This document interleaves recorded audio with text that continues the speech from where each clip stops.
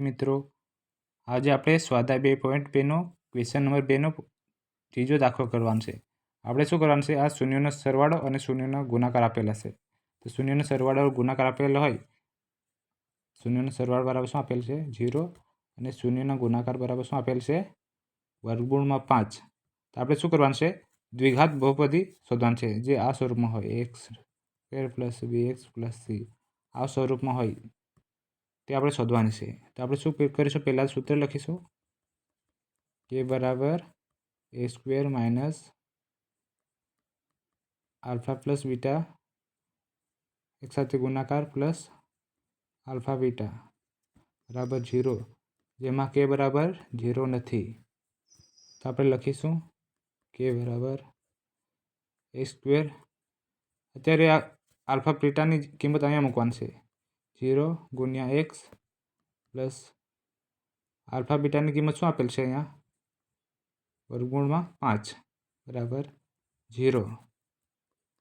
કે પહેલ બાજુ છે તો 0 થશે. 0 સાથે x ગુણાકાર કરશું તો 0 જ મળશે. તો આપણે લખતા નથી.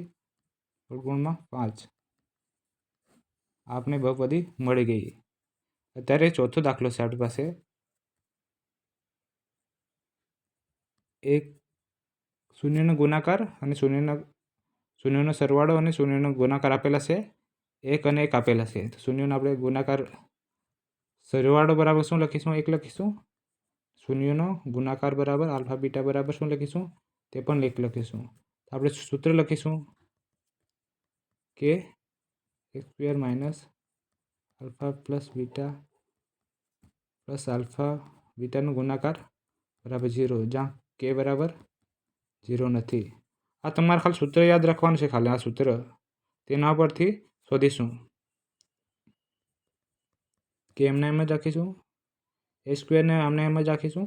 એટલે આલ્ફા પ્લસ છે, આલ્ફા પ્લસ બીટાની કિંમત આપણે મૂકીશું. કેટલી છે? 1 છે. તો 1 આપણે અહીંયા મૂકીશું. -1 ગુણાકારમાં છે x પ્લસ આલ્ફા બીટાનો ગુણાકાર કેટલો છે? 1 છે બરાબર 0.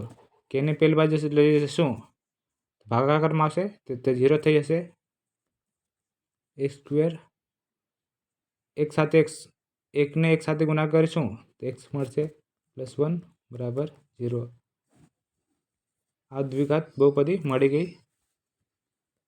પાંચમો છે